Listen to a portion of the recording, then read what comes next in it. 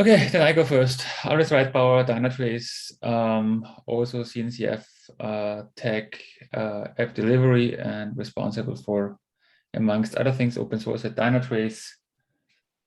And one of the people who initially wanted to create an open standard for feature flagging, as we saw a lot of these libraries being out there. They are kind of like all doing the same, but not exactly, but finding more agreement in the industry and bringing everybody working on this together to hopefully have one version that will also help us all to invest resources, not in especially building the client libraries, but also other topics.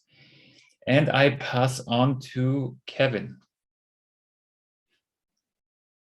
Hi, everyone. My name is Kevin Chu. I'm on the product team at GitLab, and one of my teams is responsible for GitLab's feature flag feature. And the idea of having an open source, truly an open source feature flag library is very appealing to us. And I see my friend from Flagsmith, Ben. Ben, over to you. Yeah, hey everyone. My name is Ben. I'm in London. I'm one of the co-founders, CEO of Flagsmith. We are a commercial open source feature flagging platform, primarily doing SaaS, private cloud, and on-premise, mainly sort of engineering-led feature flagging rather than A/B testing. But yeah, like we've just spent hundreds and hundreds of hours rewriting all our SDKs. So perfect timing. I'll hand over to Patrizio. Yeah, that's me. I go by Pato. Hi, everybody. Good morning, evening, morning in San Francisco. I'm the co-founder and CTO of Split, also another feature flag implementation company. The initiative is something that I was willing to do for quite a while, and I ran into this. I figure, yeah, I'm gonna join this group. Sorry, I wasn't keeping track of people talking, but Ben, have you spoken? Or Alex? No, I've not spoken. I'm Dan. I work at Dynatrace on the open source team. Currently really just listening in. I don't know how involved I'll be with this project, but just here to lend any open source expertise if it's needed. All right, who's next? I don't know who's gone since I joined late. A couple of it. I guess I'll go. So, all right. Hi, everyone. Mike Beamer from Dynatrace.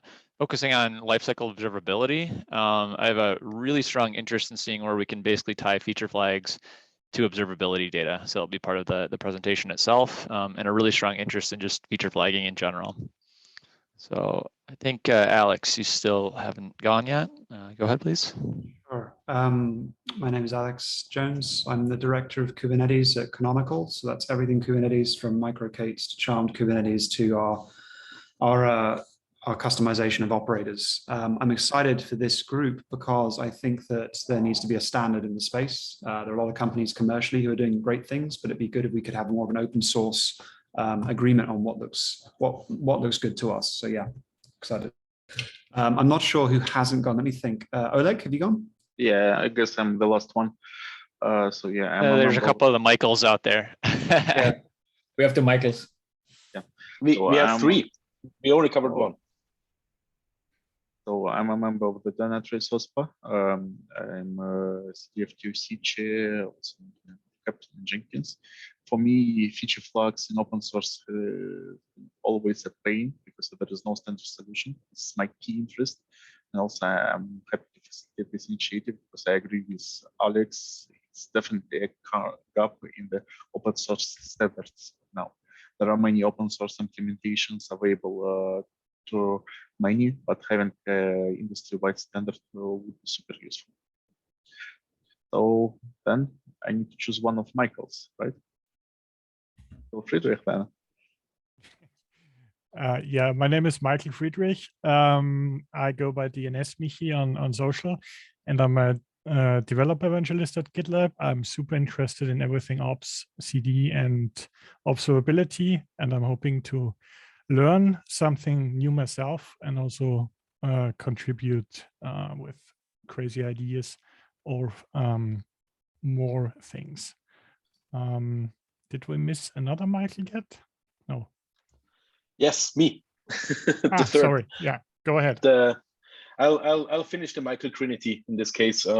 Michael Winkler, I'm in Dynatrace, responsible as PM director on cloud automation side, so anything around cloud native topics, etc. And I've been looking at feature flags and looking into feature flags for the past, I would say, 9 months lately. So it's time to deliver, right? 9 months are over, and I'm really happy to be here. And with that, handing over to David. All right, hi everyone. Yeah, I'm also part of Dynatrace. I'm currently program manager in Dynatrace's OSPO. Just looking to contribute maybe for some more structural things or repository focused things, helping with documentation and on this kind of level. I'm not sure who else has spoken or who is missing. You were last but not least. All right. We can proceed to other topics. And thanks everyone. So we've already got quite a group. It's still not an official public kickoff. We just do a sync up session to discuss where we stand, what we need to do, and to alignment. But we could discuss video next for public announcements too. So, Michael, you wanted to do a recap for what OpenFeature is, right? Yeah, sure. So for those of you who have already seen the presentation, I apologize, but we'll just try to get everyone up to speed, and I'll try to move pretty quickly through it. If you do have any questions, though, just feel free to, stop me at any point, and I'm happy to dive into it a little bit deeper. Give me 1 sec, and I'll pull it up.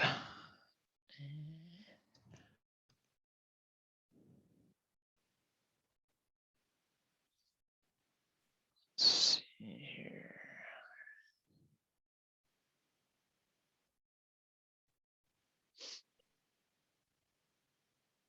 Cool. All right.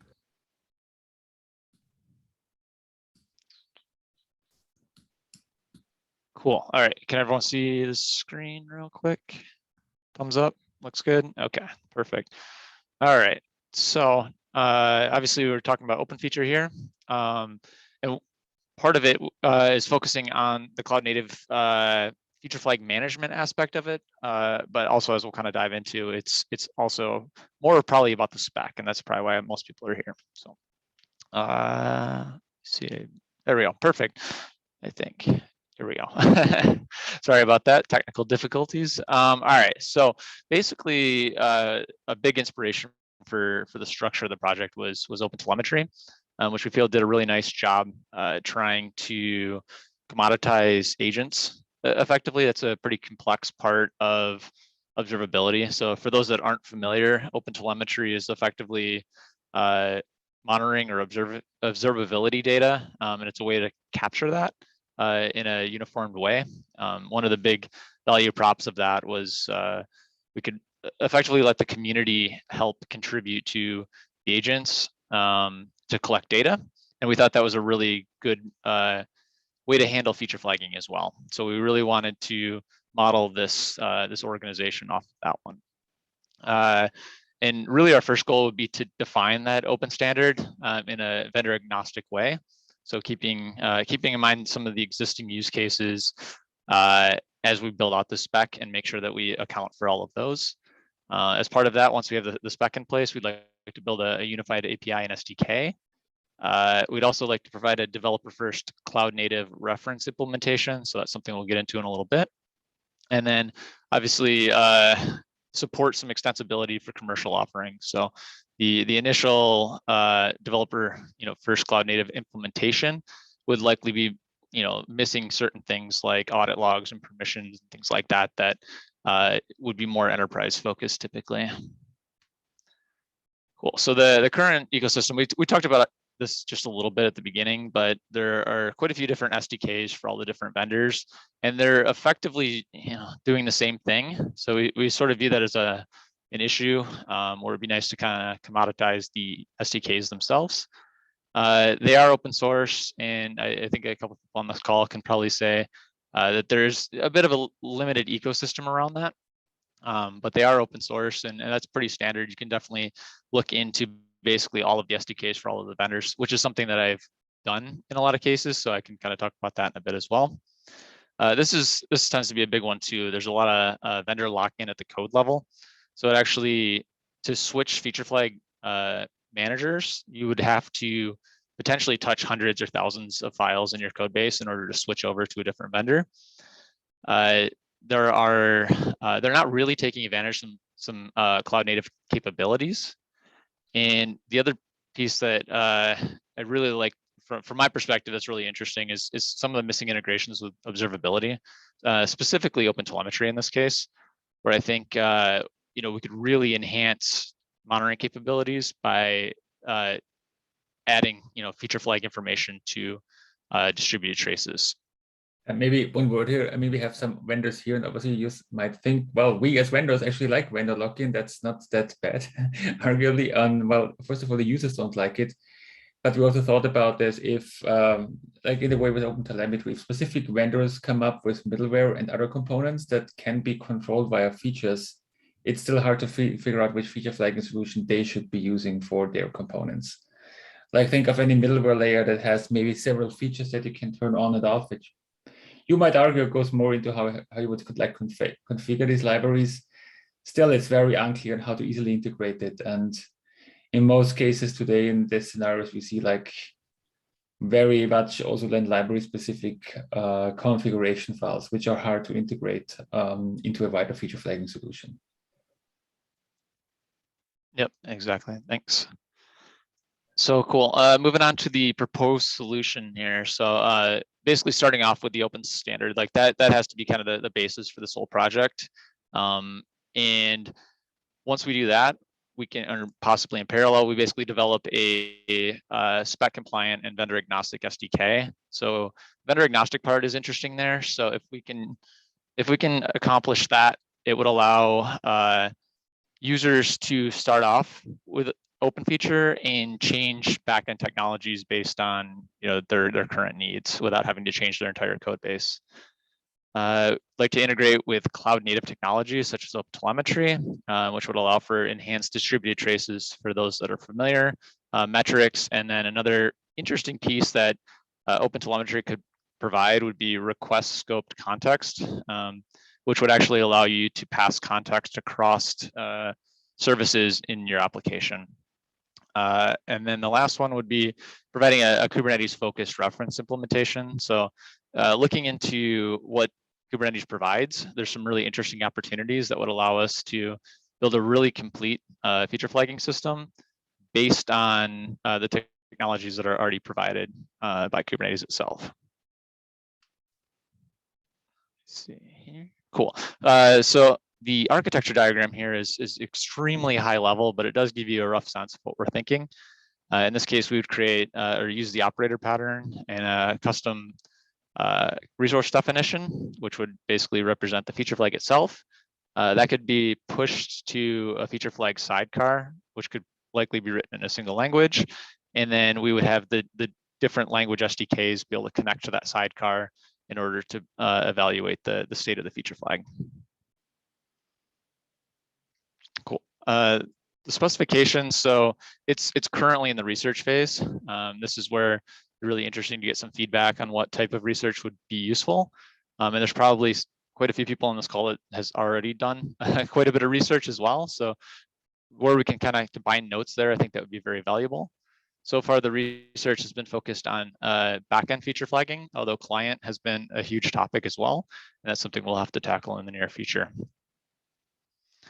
For milestones, so we're right near the beginning. This is where we're still defining our mission, governance, vision, the initial scope, and the architecture. So even that architecture diagram, that may not be what we go with, but it's just a proposal at this point. We'd really like to be able to announce something in May. We also have applied for the CNCF sandbox, which I believe they evaluate that on the 6th, if I'm correct. Maybe someone can It confirm. will be just the beginning. So basically, it will be the beginning of the cycle. And this is one of the reasons why we applied early, so that we would be somewhere closer to the beginning of the queue. When our application will be reviewed is yet to be seen, hopefully sometime in March. Okay, great. The August timeframe on there was not, I mean, there's nothing like written in stone at this point, but that's where I'd like to really push some of the like observability components to this, with the hope of having something ready to GA around KubeCon US, which happens to be in my hometown. So pretty exciting.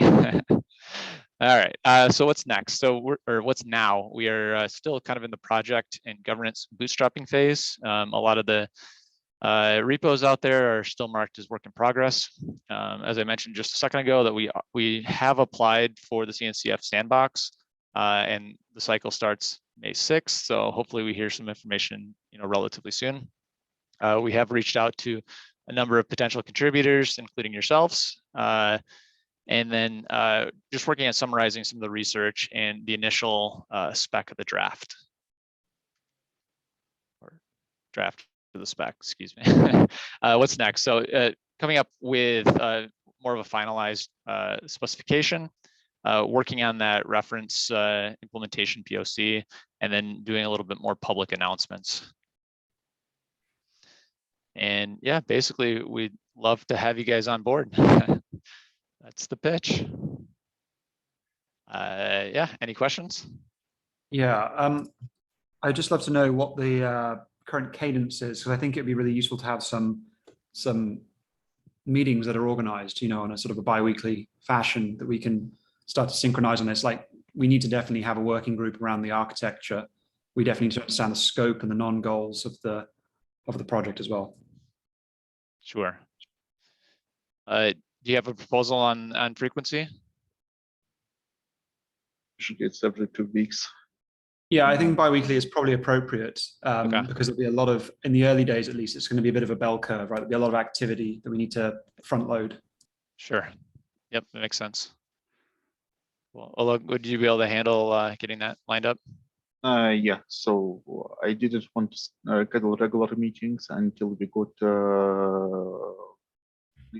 interested parties and those who are willing to contribute. But yeah, my next step would be to schedule Doodle, which would be a final meeting slot maybe for the next month. Okay. So perfect. Well, I know that currently there is time zone change, so everything will be up in the air until April 1st or so. But I think that we can have a regular schedule. I have a question, Michael.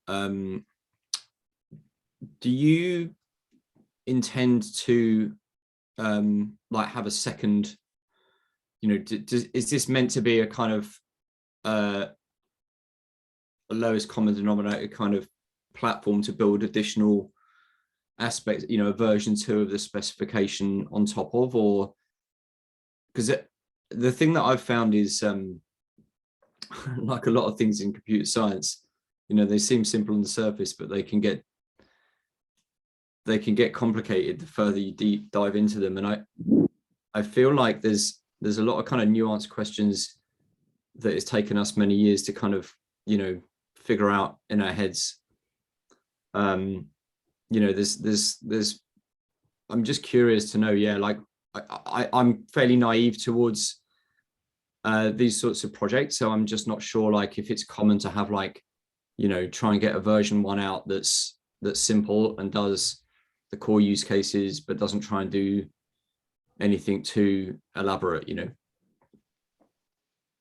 Maybe also to jump in here, I think the first thing we should like really agree on is especially the user-facing APIs. When you look at feature flagging, and I leave the architecture and the distribution of flags out of the equation, then you have obviously the part pretty much that you put into your application to query for features, like to fit in data and to query features. That's what the SDK would do, and that's what the connection ideally with OpenTelemetry and getting like OpenTelemetry package data would do. I think that's the first thing we should like really tackle and work on, like, can we agree on this API? Because quite frankly, if you can't agree on what like the user-facing API looks like, the rest will be like super hard to achieve. Then the initial implementation of, say, a very simple set of rules that we are supporting, which in the beginning might just be on and off. And I know that every feature flagging solution has significantly more complicated rules than on and off. But still providing it with a Kubernetes GitOps type of deployment model, well, it's going to be super helpful. The work on, do we want to standardize on rules? Which rules do we want to standardize on? Can we find a common ground to A, define them? And B, manage them will be then a longer discussion. But my proposal is, I think that's also where Michael started his work on, can we agree on a user-facing API first? Because if we can't agree whether we call it has feature or is feature enabled, then we won't get any further. But if you all say, well, this is kind of doable, and I know that Michael also has done some work already on seeing how it fits together with the other approaches, where there might be still method signature changes, method name changes. That's really where I would start, because if you can get this done, it's a good first step. If we can't get it done, then we realistically would have to revisit, are we really on the right track here, and what would we need to do there? So that would be my proposal. And it was also a bit the idea we discussed internally here. Does it make sense for you, Ben, or other opinions? Yeah, sure. Yeah, I mean, I think that there's definitely, you can definitely, is, you know, their core, what you're talking about, the core use case, they're simple, right? They're a Boolean generally. So yeah, it's just, I'd just be curious to know what the kind of like medium to long-term trajectory of the project would be, really. But I'm sure you can 100% achieve like a significant advance with something relatively simple. But definitely, like, I mean, you know, which we hear from a lot of our users and customers is,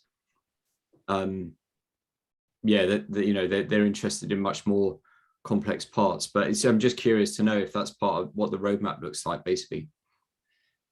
I think at some point we will have a cut over where we think, okay, this is really what you want to build into like a commercial solution that might go beyond like that scope. The scope is really you ship it along with your application, like CRD based, and deploy it along with your application. And then we can define the complexity of the rule set.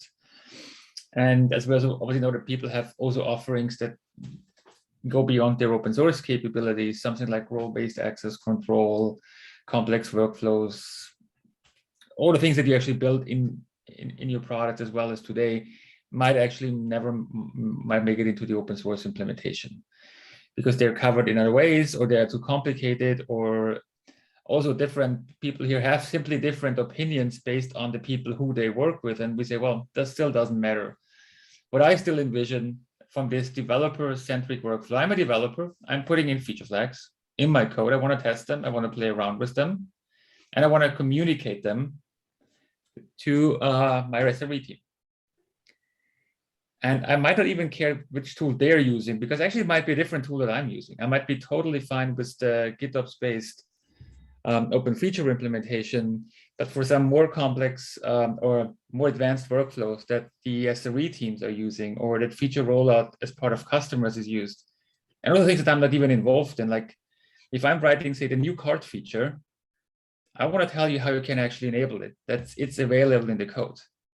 But which users I'm going to roll it out based on like behavior and like business metrics, like card values and like other topics, isn't actually even my business. And I might even not care about, because it's the product management team, the line of business teams that take care of it. And the more we move like away from the unified implementation topics, what we do there, and at some point there will be just a cutting point where we say, well, this is, I think, where it makes sense for this developer focus. That's also why we call it developer first use case, into more of an end-to-end platform use case. So the goal is not to build like a massive end-to-end platform for enterprise-grade feature management with everything that you have in there.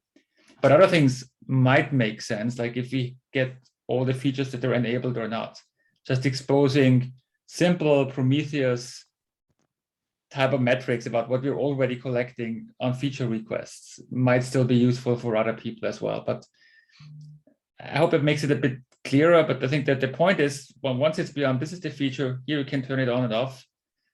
some rules, but the other workflows I think won't make it in there. I mean, maybe at some point we find a way that, okay, we actually agree on even more, but for the time being, that's where I would see the cut and where a lot of the I mean, vendor solutions come in. Probably jump in real quick too. So I did do some research based on Flagsmith and LaunchDarkly and Unleash so far. And there's a lot, obviously like the method names and stuff are all different, but in terms of functionality, they're pretty similar, at least from like the SDK standpoint. And so that was the first approach that I took, again, looking at just server side in this case. But I think from my perspective, I would like to find what's common and what's unique, actually, interestingly, too, and then figure out if we can write, a single SDK for this that can handle as many use cases, if not all those use cases. And then like what I showed you, Ben, already, where we could basically use your existing SDK inside of ours, inside like the OpenFeature one, and then basically map the public interfaces to what you already have, which would allow people to effectively switch backends without having to change their entire code base. So that's where I could see like, the initial work going. So defining that public spec, building the SDKs, but then allowing the end user effectively to switch the feature flagging tooling based on whatever their needs are. It So might also. Go ahead. Sorry, Mike. I was going to say it might also be worth just spending a few moments to identify what is the commercial story here, right? What was the narrative for vendors who want to participate in this group? And I think that if we look at the success of Service Mesh Interface or OTel, they very quickly became ubiquitous in the industry. And then the vendors who built towards those interfaces were very quickly adopted. And so in particular, when you think of something like, Linkerd or Istio from the Service Mesh world, they've become the kind of canonical vendors for those Service Mesh products. And equally, I think that this is an opportunity for folks who work in the feature flagging area to really define not only what those interfaces look like and what that spec comes out as, but also you'll gain an incredible amount of, I'd say, community traction, but also organic adoption from folks who want to look at open feature vendors and client libraries in that tool chain. So there's a lot of public sort of, I don't want to say the word publicity or marketing, but there's a lot of opportunity to immerse yourself in that very rich ecosystem of end users.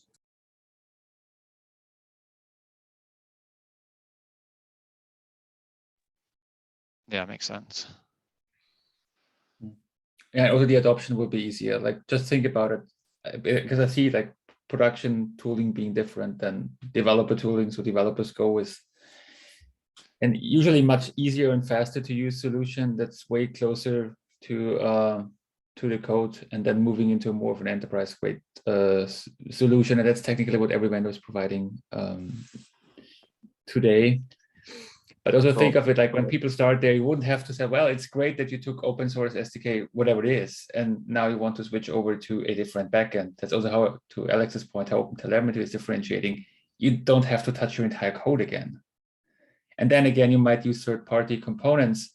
I think Linkerd would actually be a great example of a service mesh. So service meshes themselves might expose some of their configurations and some of their features also via OpenFeature, so that you can then even control them and turn them on and off, which you couldn't do today. You would have more or less to learn, okay, how is the thing even configured?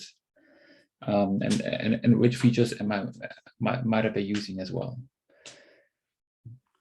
Yeah, it's kind of interesting actually, like the larger customers we talk to, like their engineers, like they want to even configure stuff as like, as a they want us to be interfaced against a Terraform provider, potentially. And then the business folk who, might be in another country, want a web dashboard or something.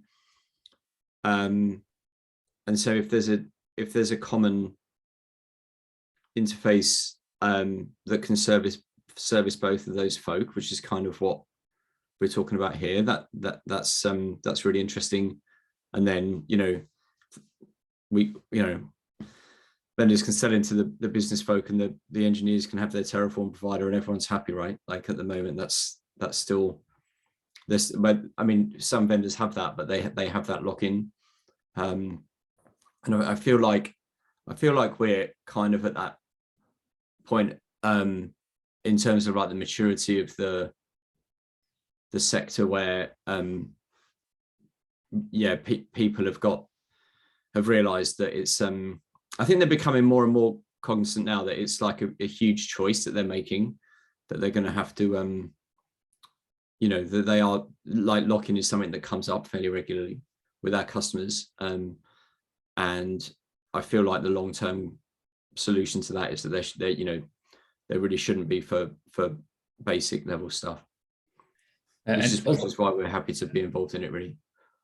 That's great to hear. A little interesting, like all feature flagging providers, vendors, whatever we want to call them, SDKs are open source anyways. So we're just making something open source that is already kind of like open source today, except that there's like 7, 8 different versions out there. That's why I think if the SDK agreement is there, that was, I remember the very early discussions we also had around OpenTelemetry. We all agreed that we had a large number of engineers, like in the case of Dynatrace, it was close to 100 engineers just working on instrumentation.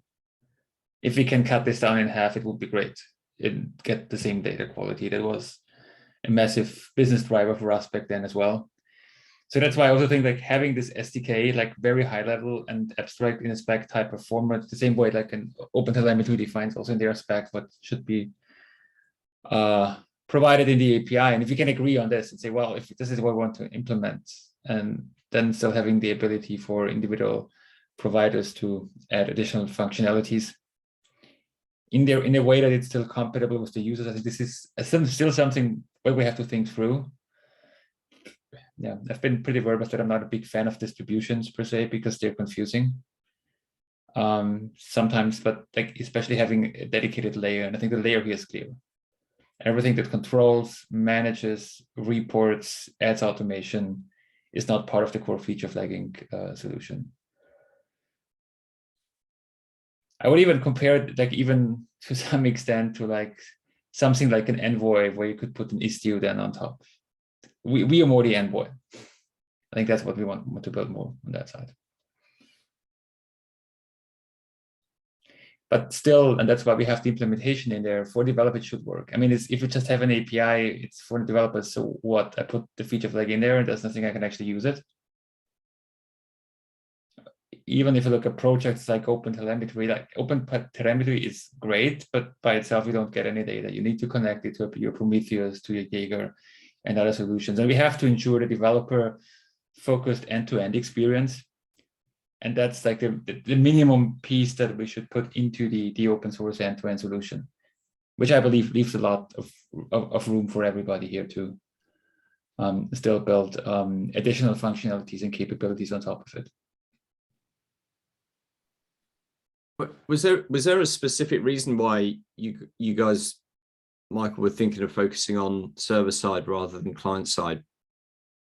Was it technical? Yeah, two things. Our biggest internal demand right now is server side. Most of the projects and the usage of our customers right now is server side. It was just, we brought it up server side first because there was our most of our also internal demand was, we're not saying that like client side is less interesting or less relevant than server side. This was just purely driven by demand. Honestly, that's all. And probably the Kubernetes and OpenTelemetry stories definitely work better on the server side at this point. But it's definitely come up a number of times, even on the GitHub org, someone asked about the client side. So it's something we'll have to, at a bare minimum, have a plan for and some documentation around that, and hopefully, have some proof of concept out sooner than later, how we can support that.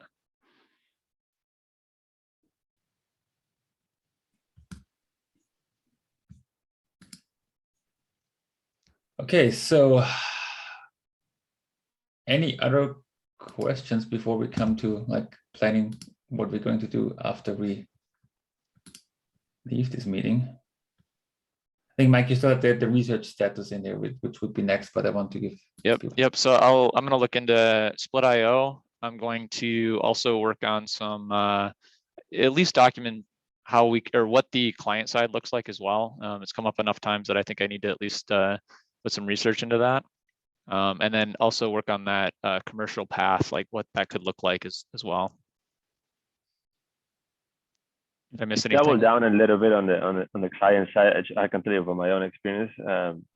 We serve several billion users and devices, and literally half of those are client side. Just another data point to kind of reemphasize that I think there is a need for client side. It will vary, depends on the company that's willing to use you, of course. But those are more consumer based, tend to be really more client side. But it comes at its own challenges, of course, from a scalability perspective. Okay. Yeah, and if you have any thoughts on that too, once I kind of look into that research, any ideas around that would be really helpful as well. Yeah, happy to chat offline or online the next thing. Perfect. Yeah, thank you very much. Yeah, that's quite an issue that we can discuss on and work on this. Another topic for research would be to define what a feature flag is in terms of data. So for example, well, basically foundation for API. So describing what data would you provide, what would be at least expressions, conditions, and use cases you would like to support. Because I believe it will be the most of the complexity of the specification. And excuse me. Like something that you could look into, I don't know how far we'll get you. We work closely with Atlassian to define their version of feature flag standards. So folks can plug into, say, Jira and see the statuses of flags, but also to be able to toggle, make changes. It may not be exactly what we're looking for here, but they went through the exercise already, so maybe some lesson learned or by way of just comparing. So it can give us some more context. You built a data exchange layer with Atlassian so that basically you have. Correct. Yeah, I believe we were the first ones, and then LD, Launchpad did the same. So in a way, we kind of agree on basic capabilities already there, and I wouldn't call it heavily used, but they have more than 50 or 60 or 70 at this point, if not more installations. So maybe worth looking at it. Is that documented somewhere? Definitely, yeah. Okay. Well, would you be able to share it? Are you in our Slack channel? Would you be able to share it in there? I am, yes. Let me write that action item for me. I'll definitely share that. Thank you.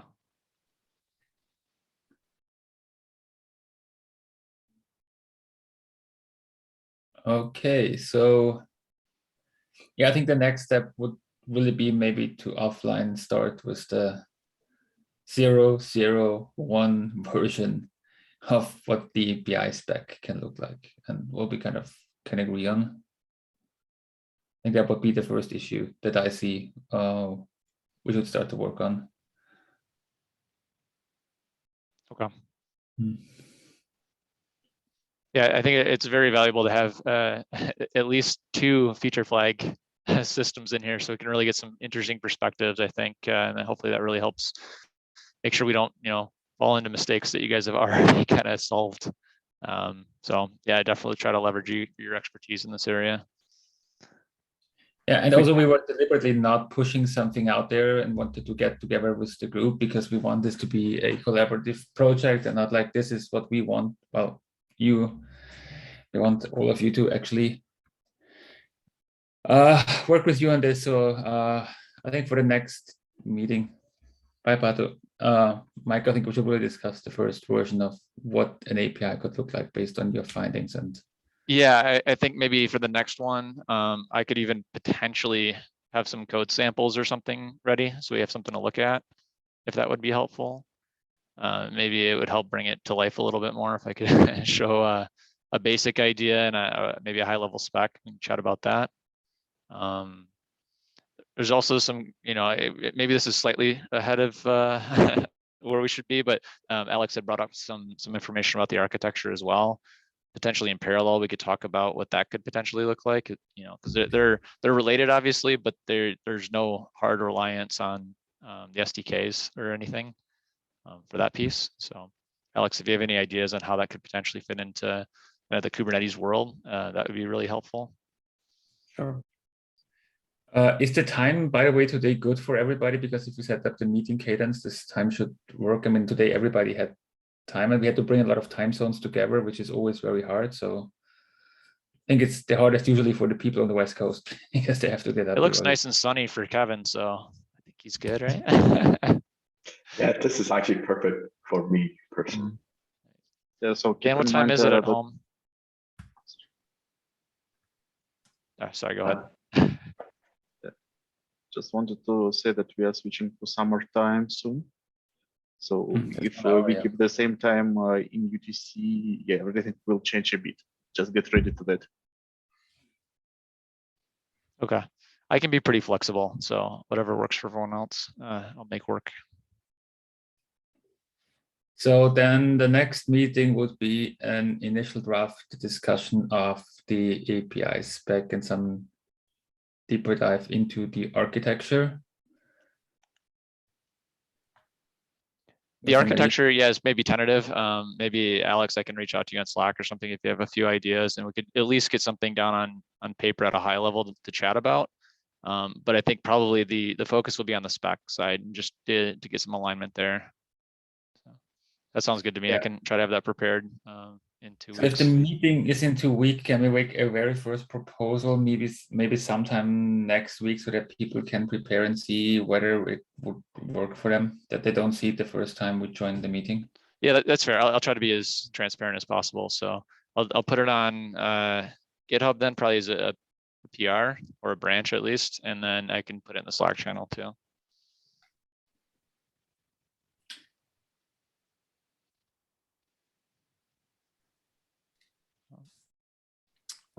Just briefly, I don't want to get dug into a technical discussion now, but one of the things that we've spent a lot of time working on for the server side SDKs is like where the flags get evaluated, where the rules for the flags get evaluated.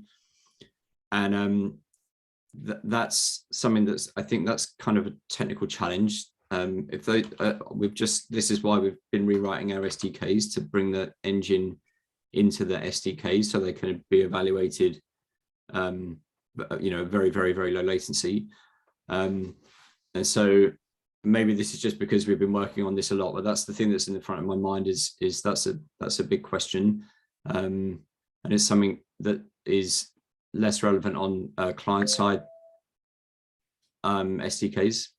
So yeah, how that works, or maybe there's like different operation modes or something, but yeah, I mean, that's a good point. I mean, especially us being Dynatrace and a monitoring company, if the feature flag system introduced like a half-second latency, it would be totally obvious and pointing, completely to the feature flag system itself. So it's something that would have to be incredibly low latency. And the tests that I've run so far, I haven't run load tests or anything on there, but taking advantage of like a sidecar process does have extremely low latency. It is higher latency than running in process. So we'd have to kind of chat about if the benefit outweighs the negatives, but it would allow us to effectively write a singles rules engine and make the clients themselves incredibly lightweight. And then it also mean like if Flagsmith, wants to add in their client or their business logic or whatever, you could inject it into that SDK itself. So that's kind of where my head is right now. But of course, if other people have better ideas, I'm all ears. Well, one of the things we will need to discuss is caching, etc. Because maybe it will be also part of API. So, for example, whether you cache feature flag, be the refresh period, etc. And if it's exposed to clients by API, maybe some performance issues could be mitigated by that. Yeah, I really think the first couple of architecture meetings, let's not just get stuck straight into it. Let's actually figure out minimum viable product. What is it we want to build as a kind of a V1, and then we'll let everything else come through. Because if we start weeding around and is it going to use the Golang Unix sockets or is it going to be a WASM filter? It's just the wrong approach. So let's really get that architecture spec down. It looks like we already figured out WASM, right? I see the chat. I mean, WASM is going to be the fastest way to do dynamic filtering, but I was just being facetious. That's actually, yeah, that's also like the cross-language one. It is more or less probably one of the most interesting, innovative ways to do I mean, OPA went through this process as well, right? But yeah, I'm being facetious. Please don't take me at any value there. Yeah, that's why I also want to go as quick as possible to have something as a discussion basis, because it's always easier to discuss something that's like very concretely there. And even when people say they don't like it, we talk about something very specific where things would not fit together. And that's why we propose like really throw out like the 001 very first draft and then have people start commenting on it. But doing so, we wanted to have agreement in this round first, that they don't feel okay, like we're just throwing something out there. It's really to get us started and work on like very specific topics. And we have those two action items then, the one overall architecture and the second one API. It feels Ben and Alex, you have a very strong interest, especially on the architecture side. So definitely to. Yeah, I mean, we can look to produce an RFC. I think that's probably what the most sensible thing is if that we build a specification or an RFC and we invite the community and group to comment on it. I think that's gonna be our strongest way forward, but we can definitely get that started. Perfect. All right. I mean, the only thing I would not like put too much into discussion for the open source project. I think we can still bring up this discussion in that round, like how people can build commercial solutions on top of it, like also like thinking from an open source perspective. It shouldn't feel like an open core project we're all building. It must technically be possible to use it as is if the only thing you want to do is turn feature flags. Well, yeah, and that's probably part of the commercial path. Honestly, it would be you'd start with something incredibly simple, free, it does the basics, and then there's a path to, a commercial support that makes sense to you. Yeah, I wouldn't just put it in like the agenda of the open source project. Everybody Sure, knows yeah. that we're making money, but it might feel weird to somebody using it. Okay, you're getting me something vendor independent just to sell me something right the next day. I think it's just more perception than anything. So, but enabling advanced features, how they can be implemented and so forth is maybe the better wording, honestly. And technical is the better wording to sell a commercial product. Yeah, I mean, I think there's I feel like there will be a natural, lowest common denominator is not quite fair, but I think there'll be a natural level where if you try and abstract, with higher level features, it will be impossible. So, yeah, I'm just going to speak for myself, but I don't see there being an issue, because I just think, yeah, it would be impossible to come up with a specific. Everyone wants something slightly different from a platform, a feature flagging platform. Everybody, there's no like, 99% of people want X.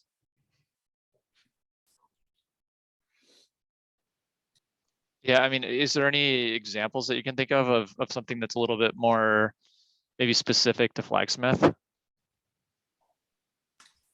I mean, I just think all of the major vendors have got different ways of approaching common problems, and some of them, like Patricio's company, are coming very much more from an experimentation side. We're coming more at it from an engineering side, and just I think the requirements are always they're always different. And I mean, if it was server side only, then I mean most of our customers have client side implementations. But I guess if the specification came to cover that, I still think there's points of difference around API hosting and low latency things around that, and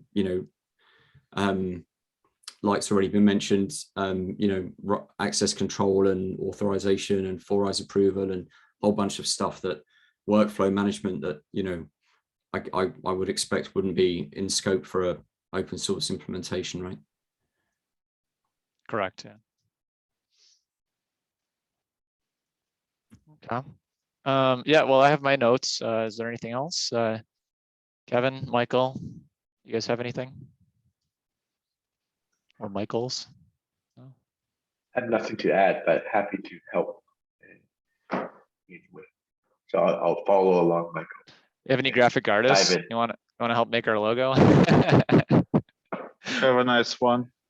Well, my suggestions was rejected already, so maybe not. Okay, so out of spite now, you're not going to help us, huh? I Exactly. get it. Okay. And just to bring it up, the first feature we want to actually implement is that you can use the light switch to turn the website on and off, to turn it into dark mode at least, yeah. So. And we need to get T-shirts for KubeCon with the light switch on them. Well, that's why we need a new logo, so it doesn't have to be a light switch. But we can talk about that later. It's something to think about for the next meeting and a reason to come back. So.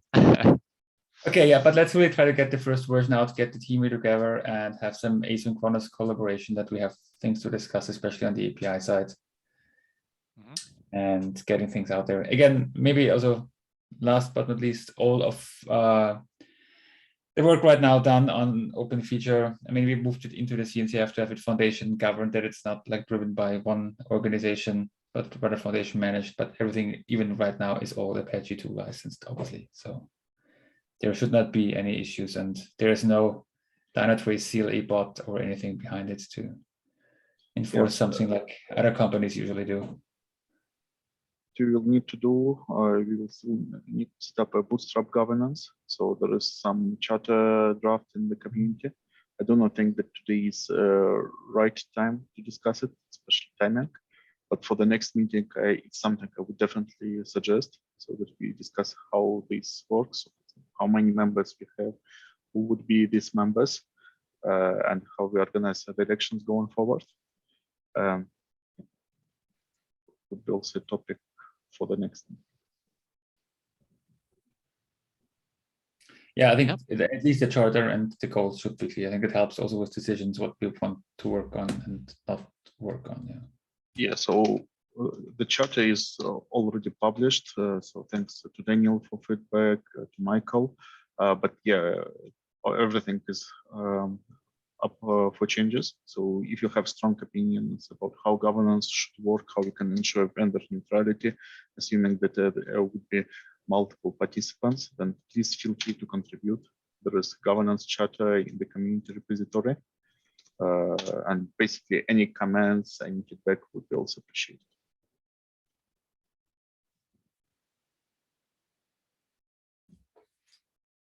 Yep, sounds good. All right. One question before we close down. So my interpretation of the current project status is that it's public, but we fly below the radars. So we don't do white announcements and social media, etc. But basically, people are free to talk about it. Is it correct interpretation of the current state? It's open source, so everybody can join in here, so there are no secrets. I would just refrain from like reaching out wider to a user audience. We have nothing implemented yet, number one, that people can actually really comment on. And it cannot really be used by anybody. So that's like where there's no bigger outreach. So outreach is mostly with interested parties right now, because if an end user would look at the current repos, what should they do? There's like literally no code there for the time being for the various obvious reasons that we want to collaborate on this, but as soon as we have something, I would then make a wider outreach.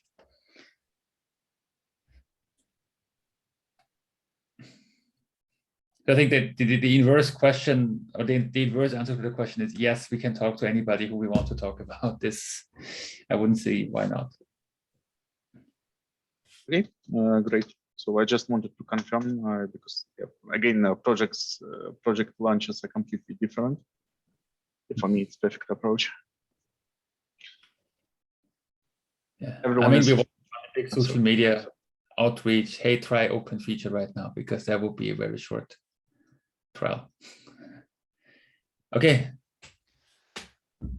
All right, sounds good. Well, nice to meet everyone, or see you again, depending on the situation, and hope to talk to you soon. I'll publish the video recording maybe in 30 minutes and post it in the chat. Thank you. Sounds good. Thanks. Yeah. Thanks, guys. Nice to meet you all. See you, Ben.